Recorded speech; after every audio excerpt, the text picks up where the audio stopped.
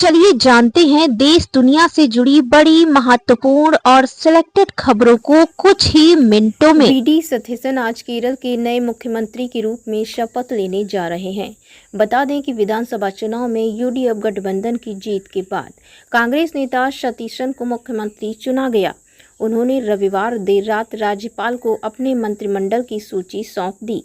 नई कैबिनेट में कांग्रेस, आईयूएमएल और अन्य सहयोगी दलों के नेताओं को जगह दी गई। वहीं शपथ ग्रहण समारोह में कई बड़े विपक्षी नेताओं और कांग्रेस शासित राज्यों के मुख्यमंत्रियों के शामिल होने की संभावना है। नीट पेपर लीक मामले में जांच हुई तेज। बता दें कि नीट यूजी 2026 पेपर लीक मामले में कई राज्यों में छापेमारी की है।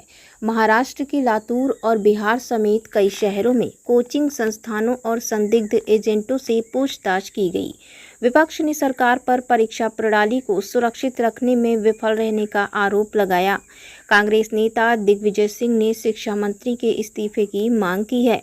वहीं छात्रों और अभिभावकों में भारी नाराजगी है, क्योंकि लाखों विद्यार्थियों का भविष्य इस परीक्षा से जुड़ा है। सरकार ने कहा है कि दोषियों के खिलाफ सख्त कार्रवाई होगी और परीक्षा प्रक्रिया को पारदर्शी बनाया जाएगा।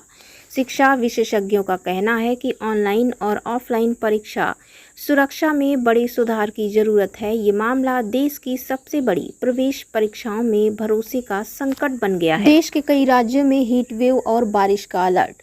बता दें कि दिल्ली, उत्तर प्रदेश, राजस्थान और मध्य भारत के कई हिस्सों में हीट वेव का अलर्ट जारी किया है। वहीं पूर्वोत्तर और दक्षिण भारत के कुछ राज्यों में भारी बारिश और आंधी की चेतावनी दी गई है। मौसम विभाग के अनुसार अगले 48 घंटों में तापमान 45 डिग्री सेल्सियस तक पहुंच सकता है। दिल्ली और उत्तर भारत के शहरों में गर्म हवाओं के कारण लोगों को दोपहर में घर से बाहर निकलने से बचने की सलाह दी गई है।